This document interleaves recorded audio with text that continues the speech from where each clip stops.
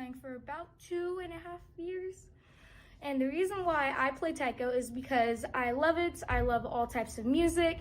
And taiko is one of my favorite interests of mine because I love Japan so, so much. 1、2、そう、はい。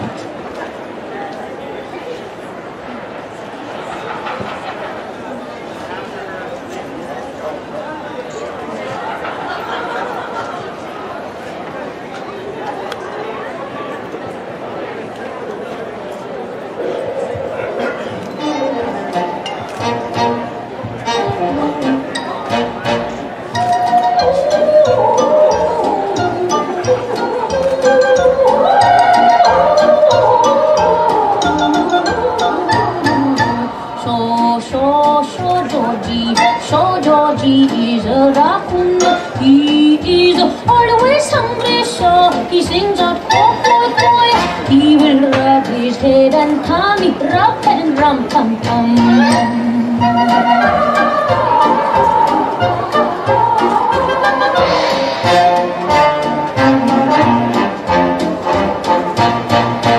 Macaroons and macaroni, jelly beans and cakes, come on it, koi, koi, koi, koi, koi, koi. All he says is koi, koi, koi. Georgie is a raccoon. He is always hungry, so he sings out koi, koi, koi. Always hungry, very hungry, that's why he sings out koi.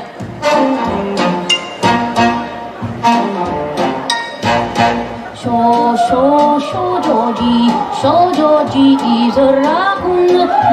He is always hungry, so he sings out koi, koi, koi. He will rub his head and tummy, rub head and rum tum tum.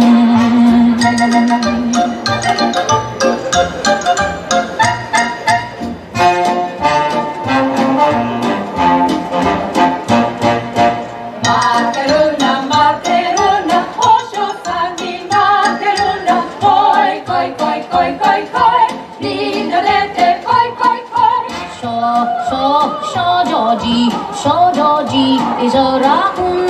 He is always hungry, so he sings out koi, koi, koi.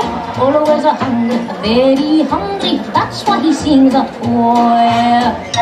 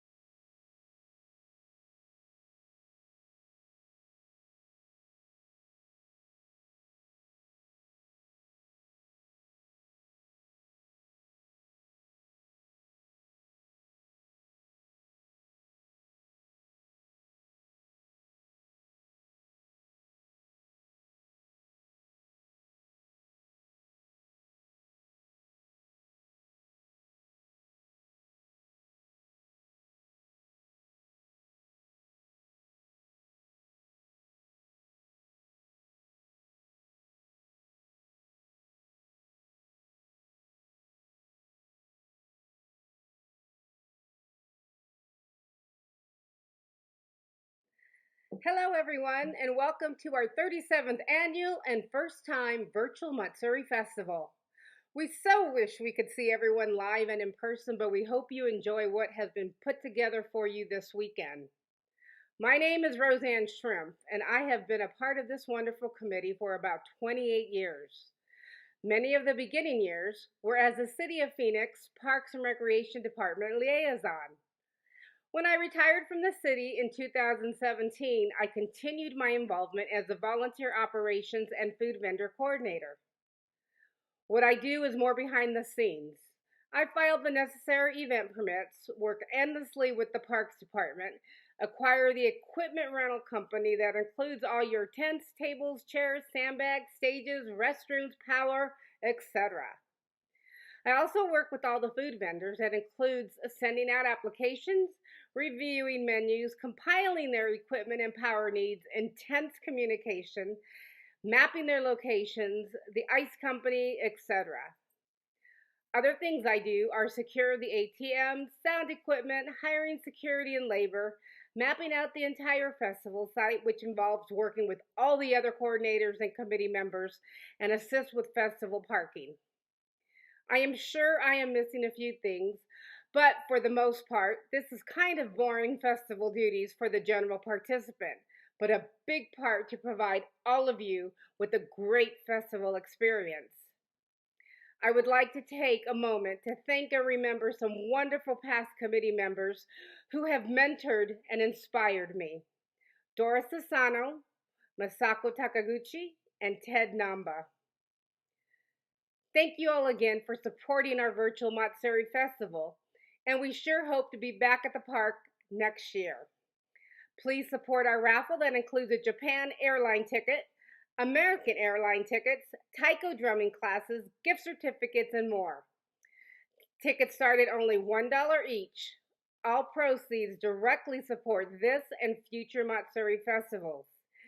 Get your tickets now at azmatsuri.org. Thank you and have a wonderful day.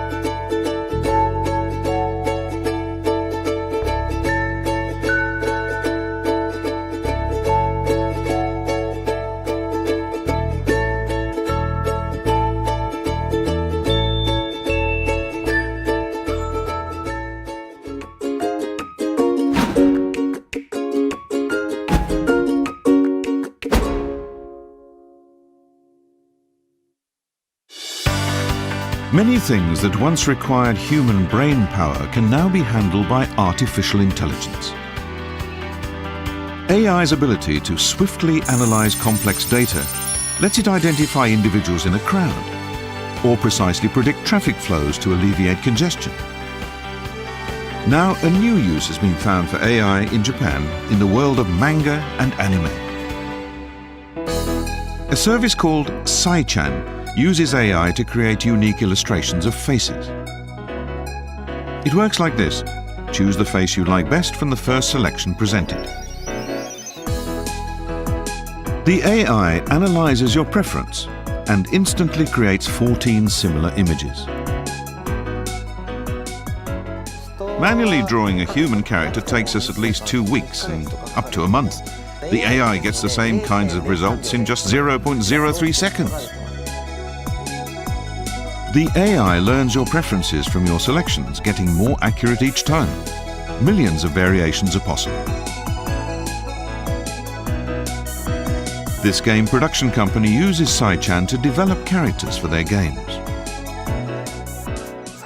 Sai-chan has created over 200 character icons for us so far.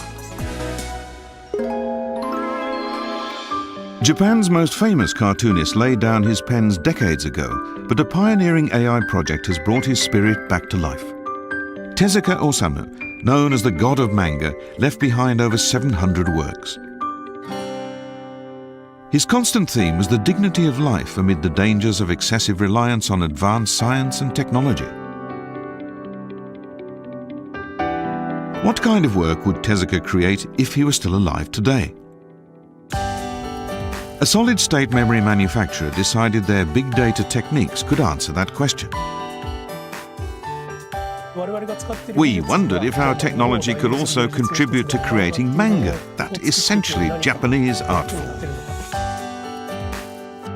As an expert in AI, Professor Kurihara Satoshi is a key member of the project. We set ourselves a very challenging goal: to create work so convincing in style that it would feel as if the artist had returned to life to draw them. Many elements are involved in making a manga, from frame design to dialogue to the graphics themselves. A human artist like Tezuka can combine all these elements to tell the story, but AI isn't currently capable of the entire process. Professor Kurihara used over 200 of Tezuka's works to train the AI to recognize his unique style of storytelling and character development. The AI produced a plot outline that could have been by Tezuka himself. Based on this, human writers developed the story. The hardest part was creating the characters. Tezuka had a unique visual style, employing strikingly distorted facial features and expressions. Human readers easily recognized that these are faces, but the AI saw only lines and dots, and its efforts to create people in the same style were a failure. The team decided to expand the AI's facial recognition capabilities, training it with photos of faces to understand that manga-style faces represented humans. Tezuka widely observed human faces before drawing his characters. We hope that imitating this process will produce characters that resembled his. Their idea worked perfectly. The resulting characters could have come straight from Tezuka's own pen. Completing the work required only some fleshing out of details by human artists. Set in the near future, the story explores the issues we will need to face as technology continues to advance in power. The same theme ran through all Tezuka's work. At a time when humanity is debating how to coexist with artificial intelligence, this work by an AI emulating Tezuka's thinking carries an important message for the world.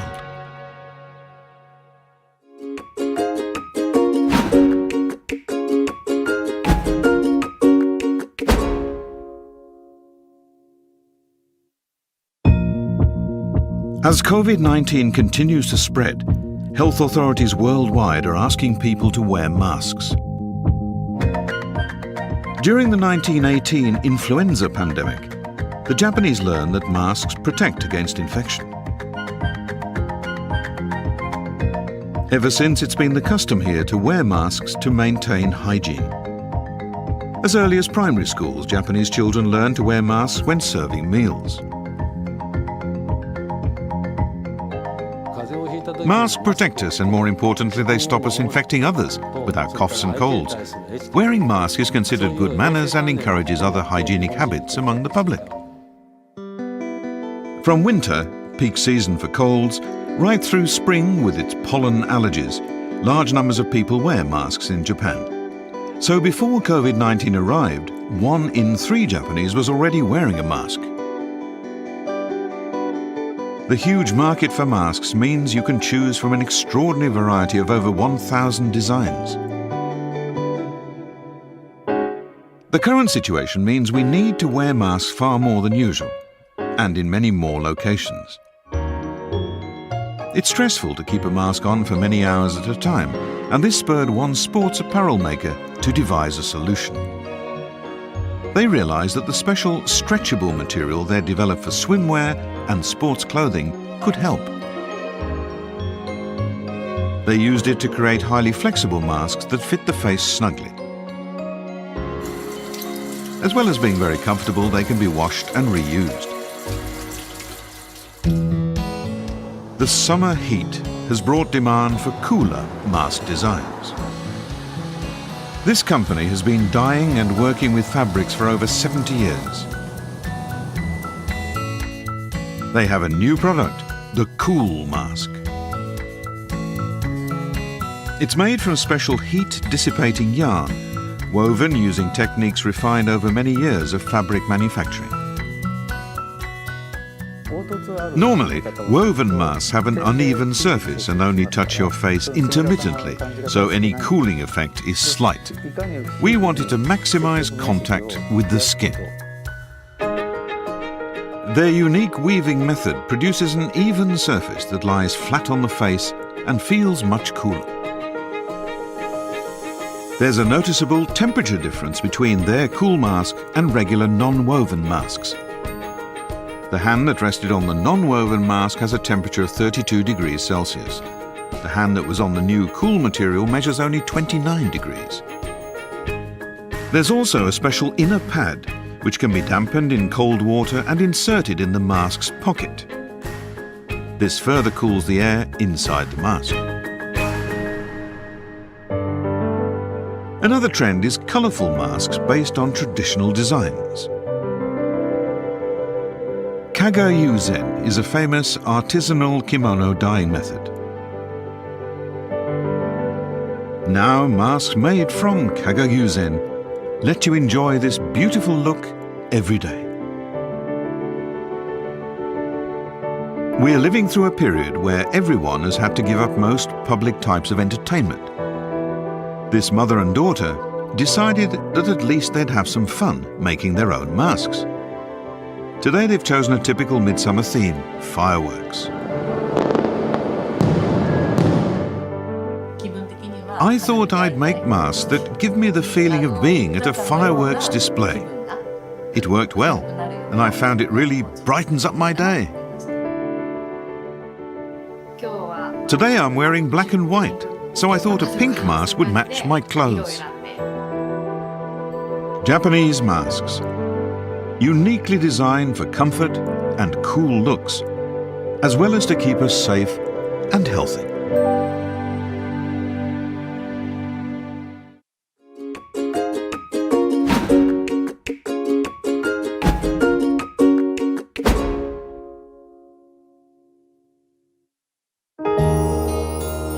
Tenugui hand towels have long been a feature of daily life in Japan. Made from thin cotton, they come in a standard size of 35 by 90 centimeters. This versatile towel first became popular about 400 years ago. At first, it was simply for wiping away perspiration or protecting the face or hair from dust.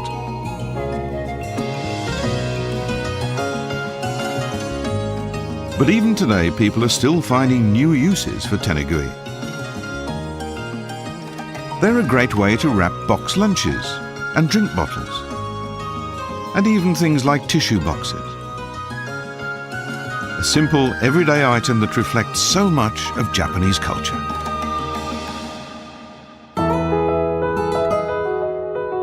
Modern designers are finding that tenugui are a great medium to express their creativity.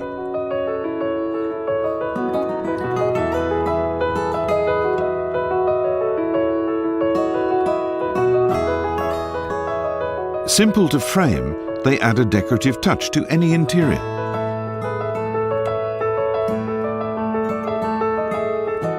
Some tenugui are really small works of art. The beautiful gradations on this design are achieved using a traditional technique called chusen dyeing. This store has a history going back 150 years. This is Kobayashi Takuya. He continues the tradition of chusen dyed tenugui. Each piece is crafted individually using quality cotton chosen to feel good on the skin. First, a stencil is placed over the cotton material. The artisan then spreads glue through the stencil. The dye only colours the unglued parts, revealing the pattern from the stencil.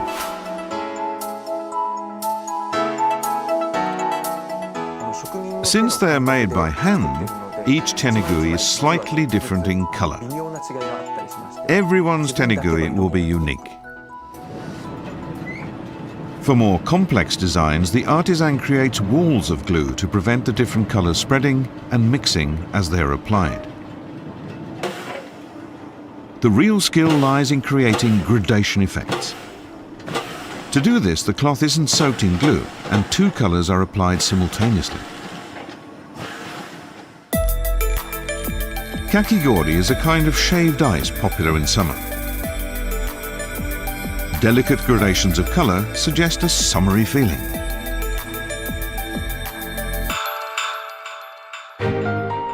These lovely tenugui designs are now finding other applications. People currently want face masks that are fashionable and comfortable to wear, and tenugui material is perfect. At present, people are wearing masks for long periods each day.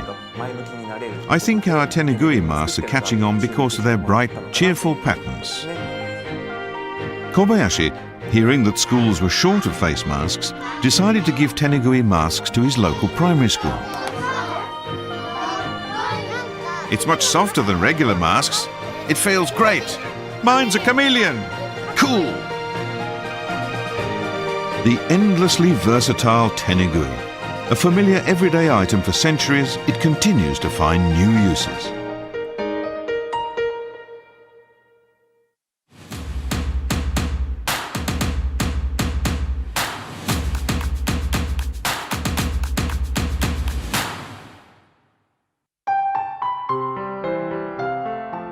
Japan's traditional costume, the kimono. In the past, this was an everyday garment. Today, it's mostly worn for special events and ceremonial occasions. The roots of the kimono date back to the 8th century. It went through many changes before evolving into the kimono we see today. Made in an almost limitless range of patterns and colors, kimonos express the range of Japanese aesthetic sensibility. The Tango region faces the Sea of Japan in the north part of Kyoto Prefecture. This is where almost 70% of Japanese silk kimono fabric is made. The fabric is called Tango Chirimen. At the region's annual kimono festival, the streets are filled with people proudly showing off their favorite kimonos.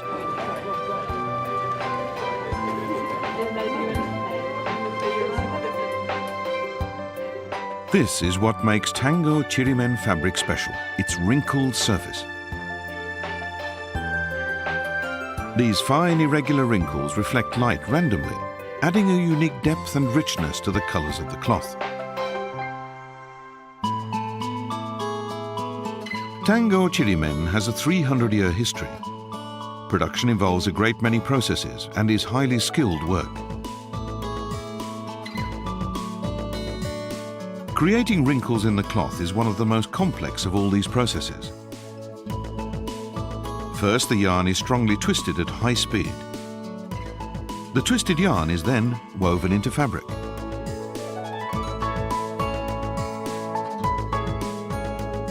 This is followed by immersion in hot water to clean it.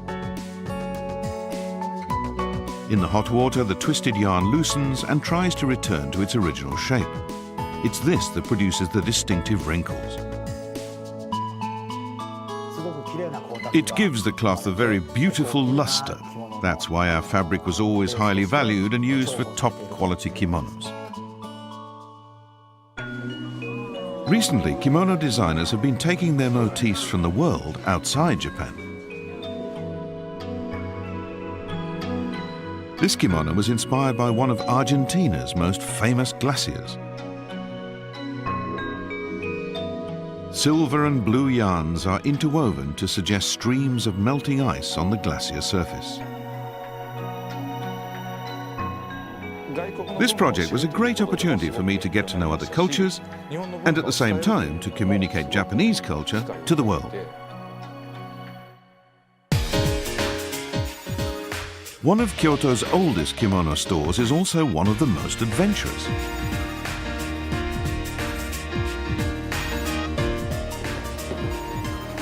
This was a joint project between a Japanese and a Congolese designer. Historically, people felt free to make kimonos anywhere they liked. So I decided I had the freedom to mix African materials and designs with traditional kimono elements. But I think we stayed true to the essence of the kimono. This is their latest joint creation. In Africa, two hearts touching traditionally signifies a union or bond between people. The collars and sleeves bear an arabesque pattern of vines that symbolizes vitality in Japan. You can have a collaboration, you can have like a complementarity between the two cultures. After all these centuries, the kimono is as charming as ever. And today, overseas influences are taking this traditional symbol of Japan in new and exciting directions.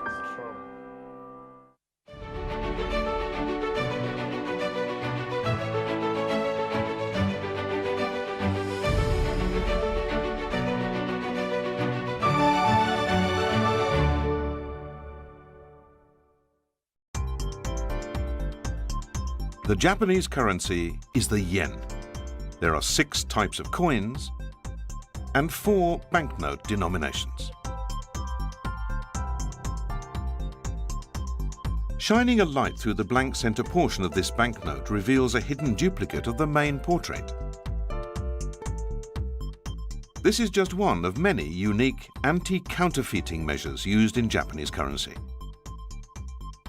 Let's take a look at some of the manufacturing processes. Making a new banknote starts with creating the design.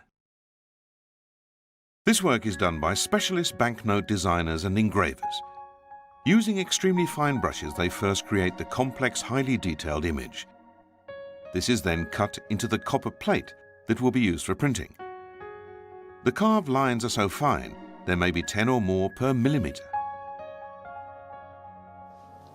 First of all, banknotes must be functional and easy to use. But we also put a lot of effort into creating designs that are well balanced and look good. In the next process, the notes are printed. Special techniques are used for the ink too. It's thickly blended, so lines stand out in relief. This technique, called intaglio printing, allows the design to be recognized by touch alone. And special tactile marks printed at the corner of each banknote have different shapes to instantly convey the value of the note to visually impaired users.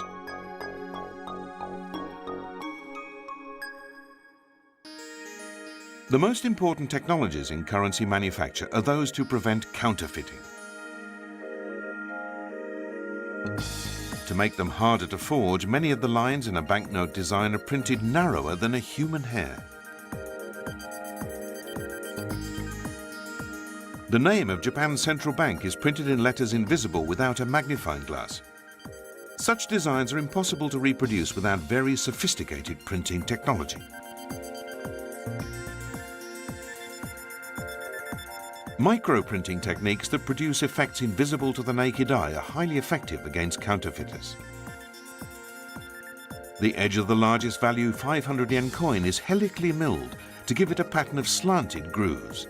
This makes the coin much more difficult to fake. Earlier coins had vertical grooves that are easier to mill. The Japan Mint developed the world's first method for mass-producing coins using helical milling. This advanced technology is patented worldwide.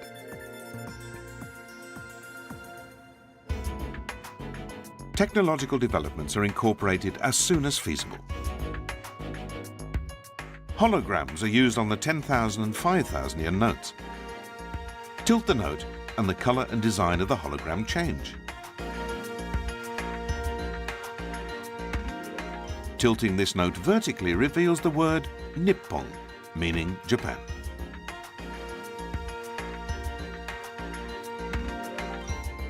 Similar technology is used for coins. Changing the angle of view reveals hidden writing in the zeros.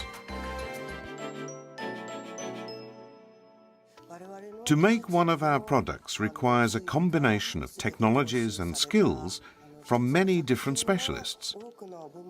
We use very advanced anti-counterfeiting techniques in the manufacture of Japanese banknotes.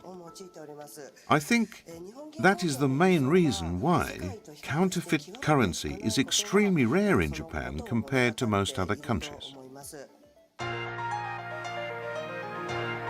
Every year, Japan prints 3 billion banknotes. Japanese currency technology is recognized worldwide, and many countries now have their coinage made in Japan.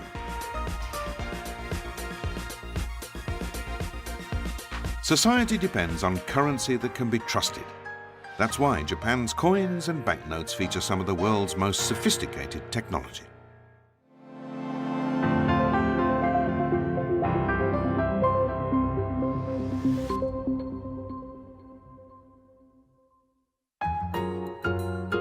Nagoya is a major city in central Japan.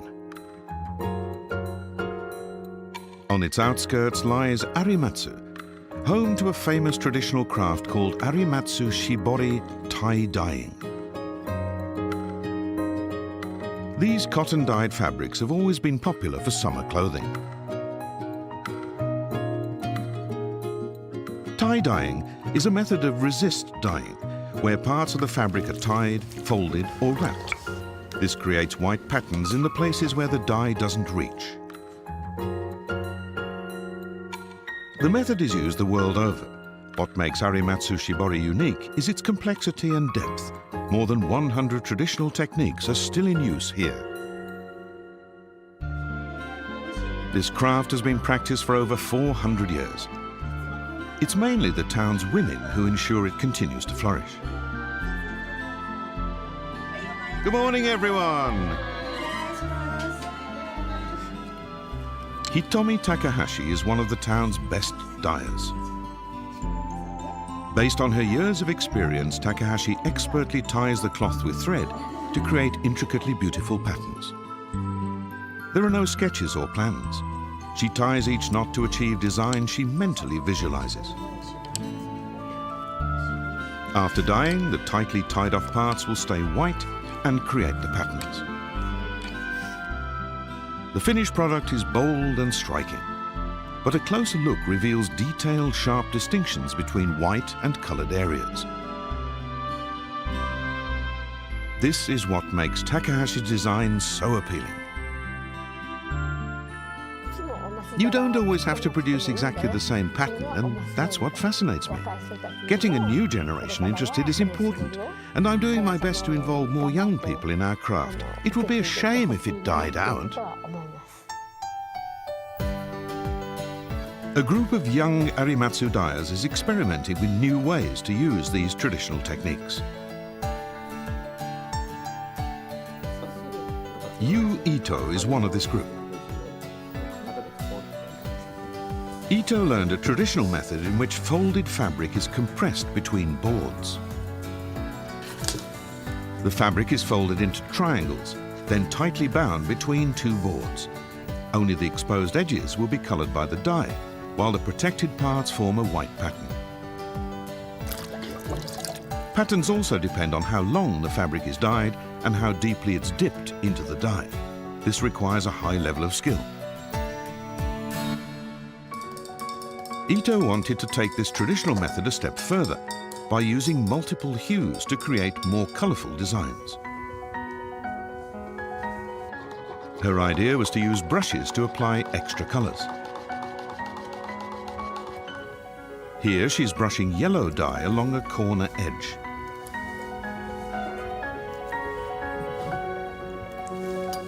Next she applies a line of red, taking care not to mix the colors.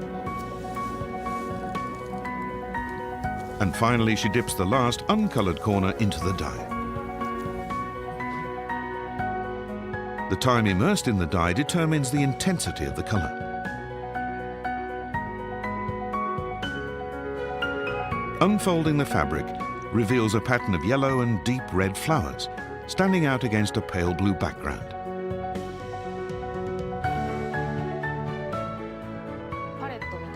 I wanted to be able to pick and apply the colors just as I liked, the way a painter uses a palette. That would give me the freedom to make products that would be cuter and more appealing. Her colorful designs have proved very popular, and she's recently started using the same method to make bags and paper items too. The attraction of Arimatsu Shibori dyed fabrics has stayed strong over the years. And today a new generation of dyers is giving this old craft a fresh appeal.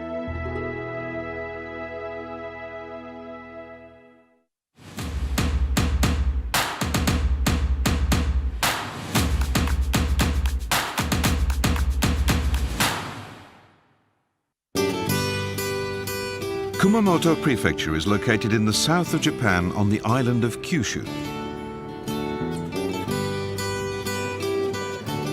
It has a population of about 1.7 million.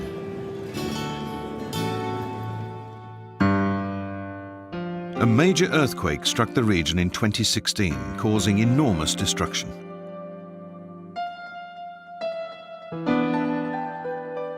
The most notable victim was Kumamoto Castle, a greatly loved landmark built over 400 years ago. Many parts of the castle, especially the massive central keep, suffered extensive damage. But the biggest problem facing the restorers was recreating its traditional tiled roofs.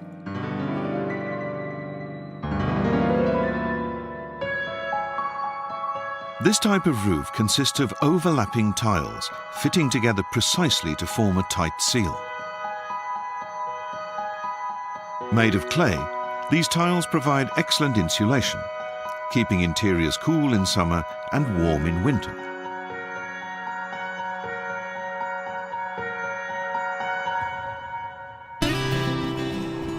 Born into a family of specialists in this traditional craft, Shinya Tsueyoshi is the area's most expert roof tiler. After the earthquake, he was asked to lead the team restoring Kumamoto Castle's tiled roofs.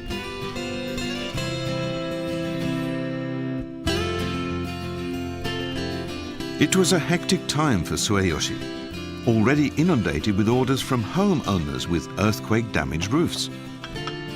But he had a reason for saying yes to the castle job. I believed it was important to restore the castle in order to rebuild Kumamoto's self-confidence and belief in our future. But this restoration turned out to be far more challenging than he expected. Because they're made from clay, there are always slight differences between tiles after firing.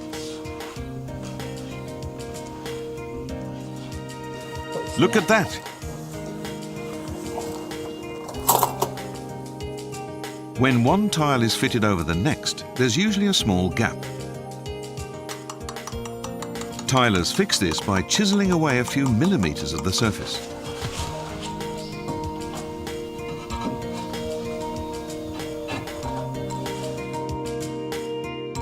But Kumamoto Castle's roofs are vast, requiring tens of thousands of tiles. Tsueyoshi's team had to chisel and adjust them one by one to ensure a perfect fit. Tsueyoshi himself laid over 4,000 tiles. The most important thing for me was just to give it my best try. Lots of locals, especially the elderly, came and told me how they were waiting to see the castle restored to its old beauty. By October 2019, 3 years after the earthquake, the castle keep was ready to be opened again to the public.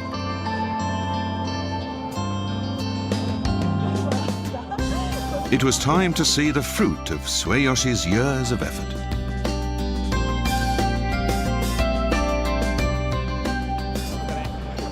He and a teammate came to enjoy this special day. It really looks good.